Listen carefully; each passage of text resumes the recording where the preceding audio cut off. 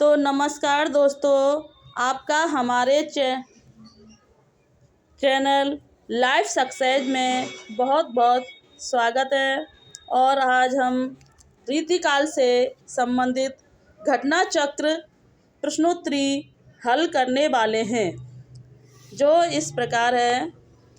Number 1 है कि निम्नलिखित में से रीतिकालीन कवि कौन से हैं। तो इनमें से रीतिकालीन जो कवि हैं बिहारी हैं, मतीराम हैं, घनानंद हैं और भूषण। बिहारी, मतीराम, घनानंद, भूषण यह रीतिकालीन कवि माने जाते हैं। बिहारी, इनका जन्म 1595 में हुआ था और यह एक रीति सिद्ध कवि हैं। मतीराम, इनका जन्म 1617 ईस्वी में हुआ था। घनानंद, इनका जन्म 1689 में हुआ था। भूषण, इनका जन्म 1613 ईस्वी में हुआ था। प्रश्न नंबर 2 है कि निम्नांकित कवियों का जन्म काल के अनुसार क्रम निर्धारित कीजिए। देखो, इसीलिए हम जन्म तिथियां साथ के साथ में बताते जाते हैं, क्योंकि आजकल रचना क्रम एवं जन्म क्रम बहुत पूछे जाते हैं। तो कवियों का जन्म काल के अनुसार क्रम निर्धारित कीजिए। घनानंद, ठाकुर, रसलीन या रहीम। रहीम, घनानंद, रसलीन, ठाकुर। रहीम, रसलीन, ठाकुर, घनानंद और रहीम, ठाकुर, रसलीन और घनानंद हैं। तो ये इसका आंसर है बी। इसमें रहीम का जन्म 1556 लाहौर में हुआ था। घनानंद का जन्म 1689 में हुआ था और रसलीन का जन्म 1689। घनानंद का जन्म 1689 में हुआ था। रसलीन का भी 77 गलत है इसमें और ठाकुर का जन्म 1766 ईस्वी में ओरछा में हुआ था। बी। प्रश्न नंबर 3 है कि रीति काल की सर्वाधिक व्यापक प्रवृत्ति है। नंबर ए, नायिका भेद और श्रृंगार रस विवेचन। नंबर बी, अलंकार विवेचन। नंबर सी, छंद विवेचन। नंबर डी, शब्द शक्ति और काव्य गुण दोष विवेचन। तो रीति काल की जो सर्वाधिक व्यापक जो प्रवृत्ति है वो नायिका भेद और श्रृंगार रस का विवेचन रीति काल में विशेष किया गया है। प्रश्न नंबर 4 है कि रीति काल की विशेषताओं के संदर्भ में निम्नलिखित में से विशेष गलत है, उस विशेषता का चयन कीजिए। रीति काल में अलंकरण की प्रधानता है। रीति काल की प्रमुख भाषा ब्रज भाषा है। रीति काल में प्रकृति का आलम्बन रूप में वर्णन हुआ है। रीति काल में लक्षण ग्रंथों की प्रमुखता है। तो इसमें रीति काल में प्रकृति का आलम्बन रूप में वर्णन हुआ है, यह कथन क्या है, यहाँ पर गलत माना गया है। जबकि रीति काल में अलंकारों की प्रधानता रही है, यह भी सही है। और रीति काल की प्रमुख भाषा ब्रज भाषा है और रीति काल में लक्षण ग्रंथों की प्रमुखता रही है, जबकि रीति काल में प्रकृति का चित्रण आलम्बन रूप में नहीं हुआ है। प्रश्न नंबर 5 है कि रीतिकालीन कवियों की काव्य भाषा क्या थी। Number A, Awadhi. Number B, Khari Boli. Number C, Brajbhasha. Number D, Bundeli. तो रीतिकालीन कवियों की जो की भाषा थी वो एक ब्रज भाषा थी।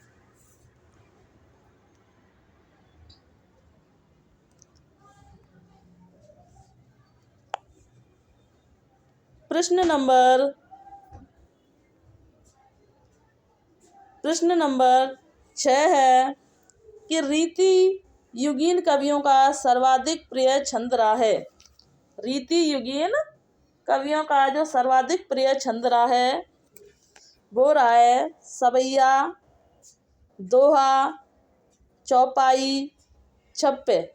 तो रीति युगीन कवियों का जो प्रिय छंद रहा है वह है सवैया छंद। जो है वो रीतिकालीन कवियों का प्रिय छंद रहा है।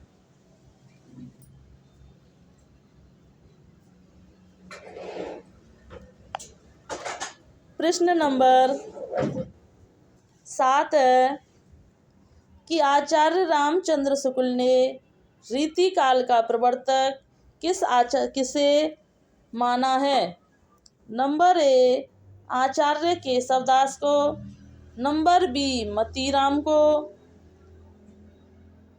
और नंबर सी चिंतामणि को, नंबर डी बिहारी जी को। तो आचार्य रामचंद्र शुक्ल ने जो रीतिकाल का जो प्रवर्तक माना है वो चिंतामणि जी को माना है। इनके बारे में विशेष जानते हैं, देखते हैं कि रामचंद्र शुक्ल ने चिंतामणि को रीति काव्य धारा का प्रवर्तक माना है। चिंतामणि के उपरांत रीति काव्य परंपरा अविच्छिन्न रूप से चली है। डॉक्टर भागीरथ मिश्र ने रीतिकाल के प्रवर्तक आचार्य केशव को माना है। किसने? भागीरथ मिश्र ने रीतिकाल को जो प्रवर्तक माना है वो केशवदास को माना है। और आचार्य विश्वनाथ प्रसाद मिश्र ने रीतिकाल का प्रवर्तक केशवदास को माना है। और चिंतामणि ने रीति को काव्य का स्वभाव कहा है। देव ने रीति को काव्य का द्वार कहा है।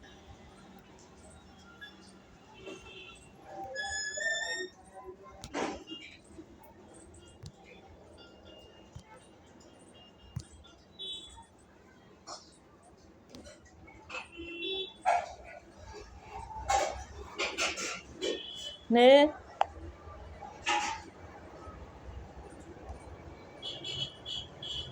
काव्य का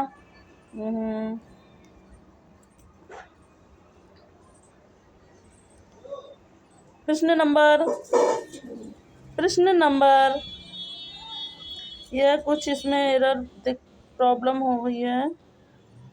और प्रश्न नंबर 9 है कि रीतिकाल का समय था 1050 से 1375 तक, नंबर बी 17 से 19 तक, नंबर सी 1373 से 17 तक, इनमें से कोई नहीं। तो जो रीतिकाल का समय जो माना जाता है वो 1700 से 19 तक का समय जो रीतिकाल का समय माना जाता है। प्रश्न नंबर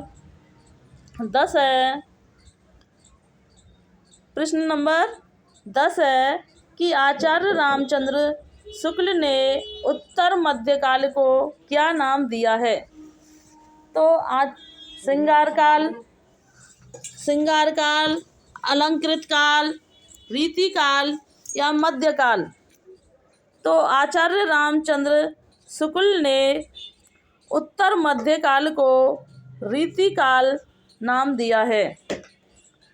उत्तर मध्यकाल को रीतिकाल नाम दिया है। और पूर्व मध्यकाल को भक्ति काल का है। जिसका समय 1643 से 1843 को रामचंद्र शुक्ल ने रीतिकाल का है। प्रश्न नंबर 11 है कि रीतिकाल को श्रृंगार काल का है। रामचंद्र शुक्ल ने, विश्वनाथ प्रसाद मिश्र ने, मिश्र बंधु ने, रमाशंकर शुक्ल रसाल ने। तो रीतिकाल को जो श्रृंगार काल का है वह का है आचार्य विश्वनाथ ने रीतिकाल को श्रृंगार काल का है। और इनके बारे में विशेष जानते हैं कि रीतिकाल के नामकरण को लेकर विद्वानों में पर्याप्त मतभेद रहा है और आचार्य रामचंद्र शुक्ल ने इस युग में रीति ग्रंथों की बहुलता देखकर ही इसे रीतिकाल नाम दिया। मिश्र बंधुओं ने इसे अलंकृत काल की संज्ञा दी है। डॉक्टर रमाशंकर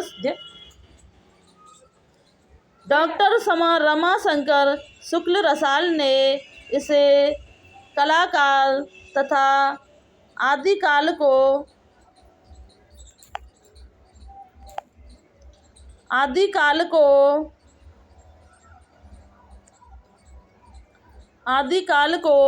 जयकाल कहकर संबोधित किया है।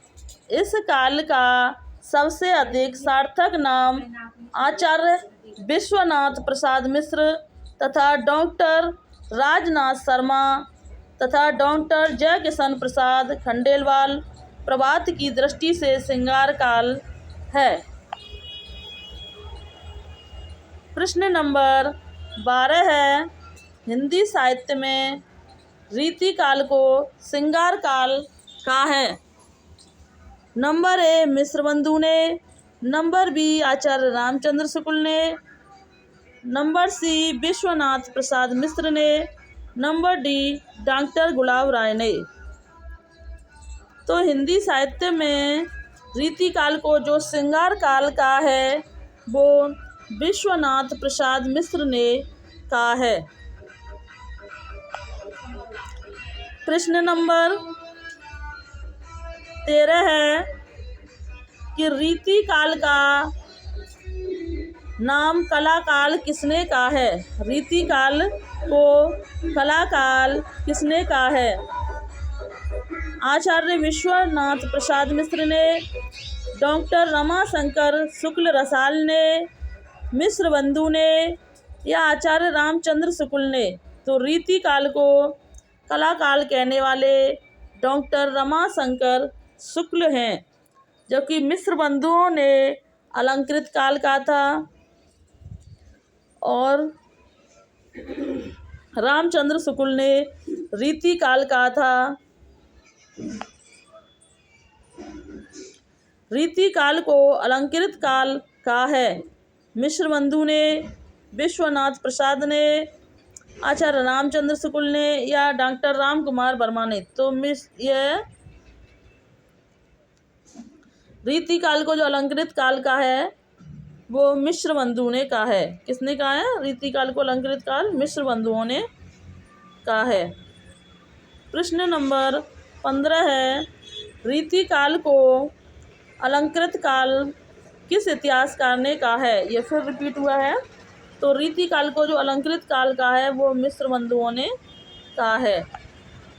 प्रश्न नंबर 16 है रीतिकाल को अलंकृत काल नाम किसने दिया था। यह भी मिश्र बंधु जी ने दिया था। प्रश्न नंबर 17 है इनमें से किसने आदिकाल को जयकाल तथा रीतिकाल को कलाकाल का है। तो इसमें से आदिकाल को जयकाल तथा रीतिकाल को कलाकाल का है डॉक्टर रमाशंकर शुक्ल रसाल ने। आदिकाल को रीतिकाल का है, वो जयकाल का है।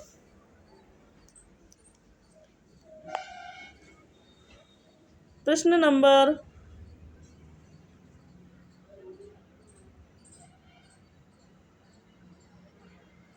यह यहीं पर इतने समाप्त होते हैं। यहाँ से जो है रीति सिद्ध से संबंध रीतिवर्ध से संबंधित प्रश्न शुरू होते हैं। तो नंबर 1 है कि किस रचना को छंदों का अजायब घर कहा जाता है? किस रचना को छंदों का अजायब घर कहा जाता है? Number 1 Ramcharitmanas, number B Chand Chhand Varnan ki Mahima, number C Ramchandrika, number D Prithviraj Raso. तो छंदों का जो अजायब घर कहा जाता है वह रामचंद्रिका को कहा जाता है, जिसकी रचना केशवदास जी ने 1601 ईस्वी में की थी। प्रश्न नंबर और यहाँ पर कुछ वर्णन देखते हैं कि केशवदास रीति काव्य के प्रथम आचार्य माने जाते हैं। इन्हें हिंदी तथा संस्कृत का बहुत अच्छा ज्ञान था। यह संगीत, धर्मशास्त्र, ज्योतिष एवं राजनीति के भी ज्ञाता थे। इनके प्रसिद्ध ग्रंथ रसिक प्रिय, रतन बावनी, वीर सिंह, देवचरित, जहांगीर जस चंद्रिका, नखशिक, छंदमाला, कवि प्रिया, विज्ञान गीता तथा रामचंद्रिका को छंदों का अजायब घर कहा जाता है। रसिक प्रिया, कवि प्रिया जो हैं वो छंदमाला रीति ग्रंथ हैं। इनमें से 9 रस और अलंकार छंदों का निरूपण किया गया है।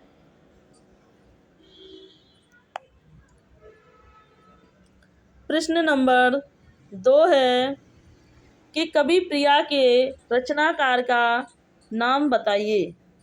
तो कवि प्रिया के जो रचनाकार हैं वो केशवदास जी हैं।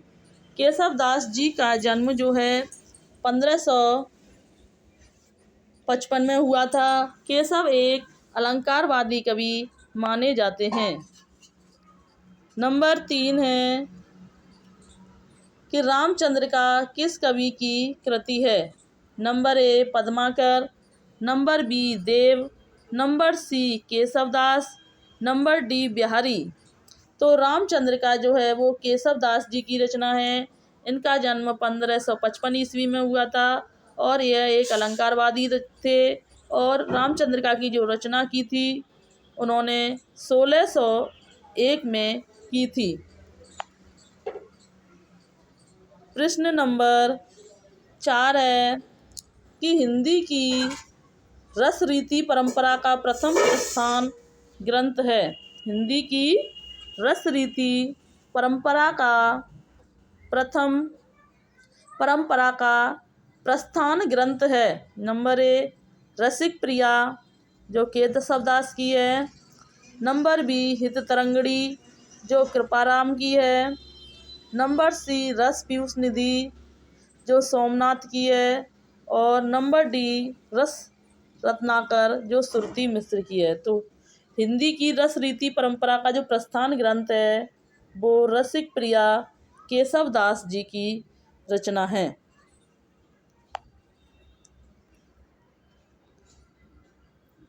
प्रश्न नंबर 5 है कि विज्ञान गीता के लेखक हैं। विज्ञान गीता के लेखक हैं number A Senapati, number B Chintamani, number C Keshavdas, number D Bhikhari Das. तो विज्ञान गीता के जो लेखक हैं वो केशवदास जी की रचना है। प्रश्न नंबर 6 है विज्ञान गीता के रचनाकार किसे माना गया है? तो यह केशवदास जी को माना गया है।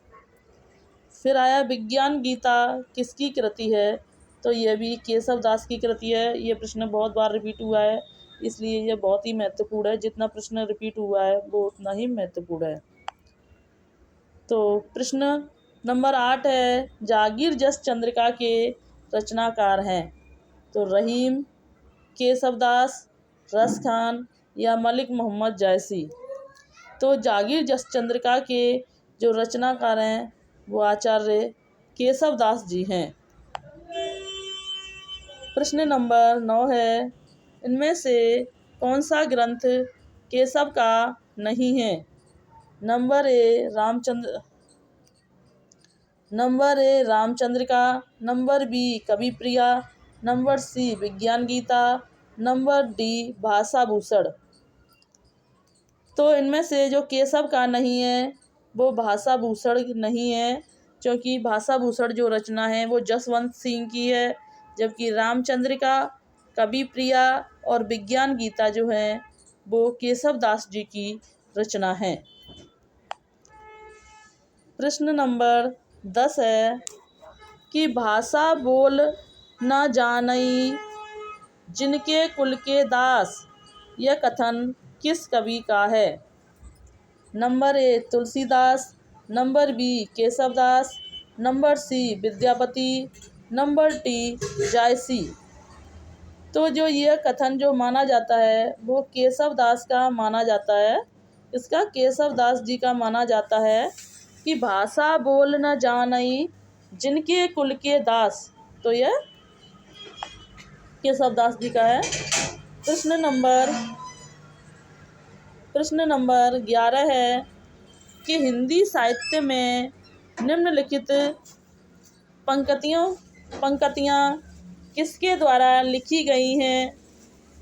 यद्यपि सुजाति सुलक्षणी सुवरन सरस सुव्रत भूषण बिनुना विराजई कविता वनिता मित। तो जो ये पंक्तियाँ लिखी गई हैं वो केशवदास जी के द्वारा रचित पंक्तियाँ हैं। फिर यह पंक्तियाँ पूछी गई हैं कि यद्यपि सुजाति सुलक्षणी सुवरन सरस सुवृत भूषण बिनुना विराजई कविता वनिता मित।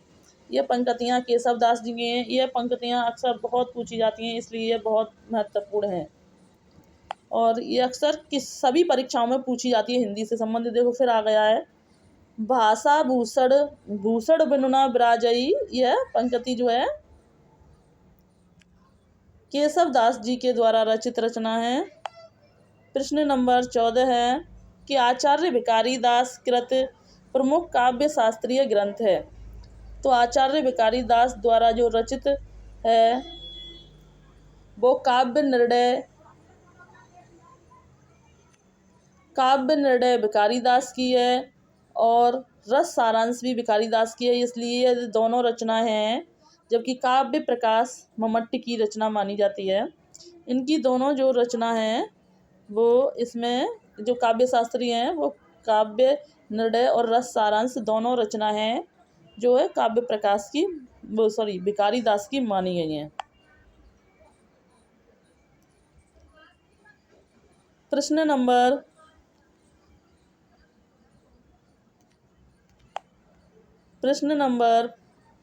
15 है कि निम्नलिखित में से कौन सी रचना भिखारी दास की नहीं है? रस सारांश, काव्य निर्णय, श्रृंगार निर्णय या भाषाभूषण। तो इनमें से जो भिखारी दास की नहीं है वो भाषाभूषण नहीं है, क्योंकि भाषाभूषण जो रचना है वो जसवंत जी की रचना है, जबकि रस सारांश, काव्य निर्णय और श्रृंगार निर्णय भिखारी दास जी की रचना है। प्रश्न नंबर 16 है कि इनमें से कौन रीतिवर्ध कवि हैं? Number A Ghananand, number B Thakur, number C Bhikhari Das, number D Govind Swami. तो इनमें से जो रीतिवर्ध जो कवि हैं वो हैं भिखारी दास। भिखारी दास कैसे हैं? वो रीतिवर्ध कवि माने गए हैं, जबकि घनानंद ठाकुर रीति मुक्त कवि हैं। प्रश्न नंबर 17 है कि शतरंज शतका कृति के रचनाकार हैं।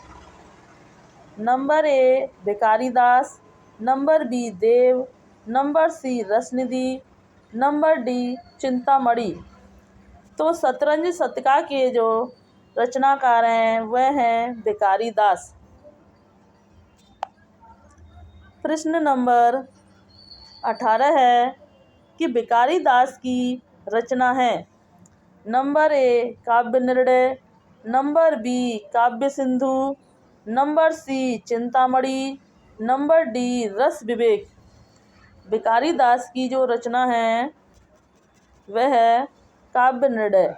काव्य निर्णय जो है वो भिखारी दास जी की रचना है। प्रश्न नंबर 19 है कि इनमें से कौन सा कथन असत्य है। नंबर ए रीति वर्धधारा के कवियों ने लक्षण ग्रंथों की रचना की थी।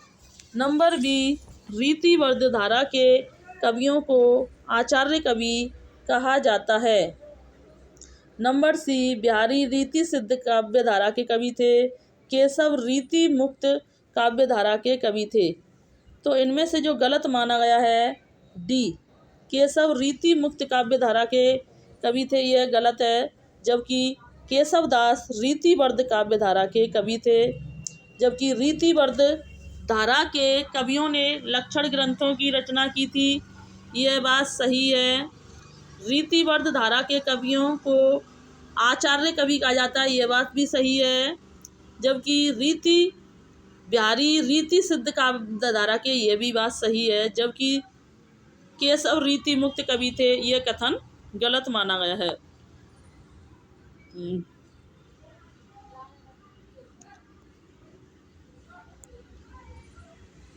प्रश्न नंबर 20 है कि भाषा भूषण को कवि भूषण की उपाधि किसने प्रदान की थी। तो भूषण को जो कवि की उपाधि प्रदान की थी वो सोलंकी राजा रुद्र ने प्रदान की थी। प्रश्न नंबर 21 है कि शिवराज भूषण के रचयिता कौन हैं। Number 1 Ghananand, number B Bihari, number C Padmakar, number D Bhushan. तो शिवराज भूषण की जो रचना के लेखक हैं वो भूषण हैं। प्रश्न नंबर 22 है शिवा बावनी के रचनाकार हैं। Number 1 Ratnakar, number B Bhushan, number C Thakur, number D Alam. तो जो शिवा बावनी के जो रचनाकार हैं वो भूषण हैं। प्रश्न नंबर 23 है कि रीति काल के उस कवि का नाम बताइए जिसने वीर रस में कविता लिखी है। जिसमें है नंबर 1 है पद्माकर, भूषण, बिहारी या घनानंद। तो रीति काल के उस कवि का नाम बताइए जिसने वीर रस में जो कविता लिखी है। तो वीर रस में जो कविता लिखने वाले कवि हैं भूषण। भूषण ने जो है वीर रस में कविताएं की हैं। प्रश्न नंबर 24 है कि रीति काल में कौन सा कवि वीर रस की काव्य रचना के लिए प्रसिद्ध है। Number A Matiram, number B Bhushan, number C Chintamani, number D Ghananand. निम्नलिखित में से कौन सा कवि वीर रस की काव्य रचना के लिए प्रसिद्ध है। तो वीर रस की रचना के लिए प्रसिद्ध कवि हैं भूषण। भूषण जो हैं वीर रस की रचनाओं के लिए प्रसिद्ध माने जाते हैं। 24 और प्रश्न नंबर 25 है कि भूषण 2 राजाओं के दरबारी कवि थे। इनमें से पहले थे और दूसरे थे। इनमें से पहले थे शिवाजी, दूसरे कौन थे। मतलब भूषण जो थे भूषण जो दो राजाओं के दरबारी कवि थे, इनमें से पहले तो शिवाजी थे और दूसरे कौन थे? दूसरे थे छत्रसाल। दूसरे जो कवि थे छत्रसाल थे, पहले शिवाजी थे। भूषण रीतिकालीन काव्य की किस काव्य धारा के कवि हैं? तो भूषण रीति वर्ध, रीति मुक्त, रीति सिद्ध और आश्रयवादी काव्य धारा के थे। तो भूषण जो थे वो रीतिवर्ध काव्य धारा के कवि थे। प्रश्न नंबर 27 है, भूषण का वास्तविक नाम क्या था? घनश्याम, रासबिहारी, कृष्णदास या चंद्रभूषण? तो भूषण का जो वास्तविक नाम था वो घनश्याम था। प्रश्न नंबर 28 है कि महाकवि भूषण की रचना है। Number A Renuka, number B Chidambara, number C Deepshikha, number D Chhatrasal दशक।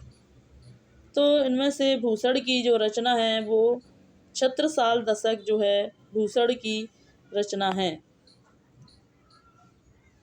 प्रश्न नंबर 29 है कि शिवराज भूषण ग्रंथ में किसका वर्णन है?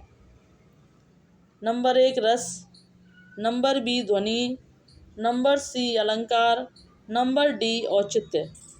तो जो शिवराज भूषण में वर्णन किया गया है वह अलंकारों का वर्णन किया गया है और इसमें 105 अलंकारों का वर्णन किया गया है।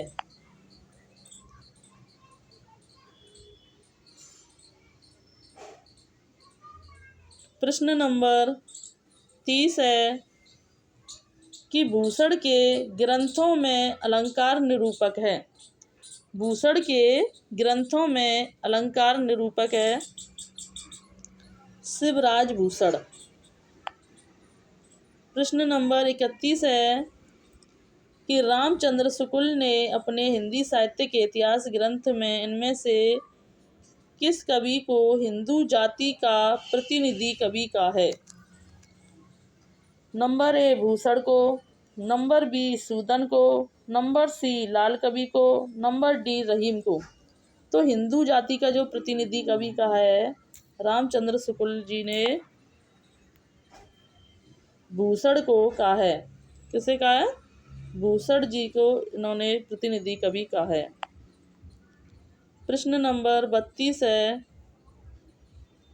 कि गंग कवि का जन्म स्थान है। नंबर सी इटावा जो है गंग कवि जी का जन्म स्थान है। प्रश्न नंबर 33 है कि तुलसी गंग दोऊ भये सुखबिन के सरदार उक्ति के रचनाकार हैं। तो इनके रचनाकार हैं भिखारी दास।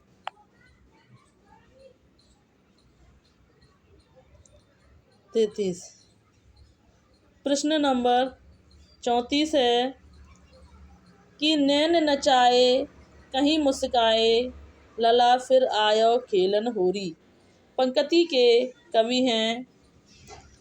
तो इनके कवि हैं पद्माकर।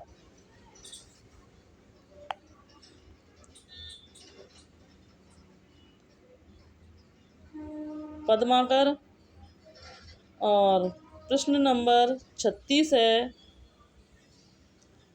कि गंगा लहरी किसकी रचना है? गंगा लहरी किसकी रचना है? Number A Matiram, number B Padmakar, number C Thakur, number D Bodha. जो गंगा लहरी जो है वो पद्माकर की रचना है। नंबर 37 है कि प्रबोध पंचासा ग्रंथ के रचयिता कौन हैं? Number A Ramanand, number B Kabir, number C Matiram, number D Padmakar. तो प्रबोध पंचासा के जो रचनाकार हैं वो पद्माकर हैं।